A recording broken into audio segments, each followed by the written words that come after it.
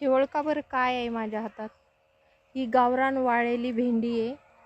ह्या भेंडीचे 7-8 बी घ्यायचे आणि ते वाळवायचं आणि त्याचं पावडर करायचं आणि त्याचं पुढचं प्रोसिजर मला माहीत नाही आहे, पण माझ्या मोबाईलमध्ये व्हिडिओ सेव्ह केलेला आहे.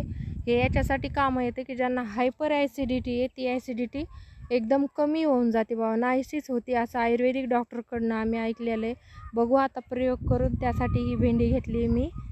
ही पालकाची भाजी आहे, थोडेच ठेवली आहे आता ताईची. लय मोठी भाजी होती. इकडं काय टाकलेलं आहे काय माहिती, वाफे करून काय माहिती नाही मला. बारीक बारीक रोप आहे सध्या त्याच्यामध्ये. असं बघा काय आहे, पोथीचे पानं, ओरिजिनल गावरान पोथीचे पानं एवढे लहान लहान असतात. आणि भाजी मंडीत जे विकायला भेटतात भले मोठा मोठाले पानं असतात का, तर ते गावरान नसते. तर ते खाल्ल्यामुळं गळ्यामध्ये लय चुन चुन होतं खाताना, आणि खाता पण येत नाही नीट. त्याच्यामुळं गावरान पानं खाल्ले पाहिजे. गावरान पानं खाल्ल्याचे खूप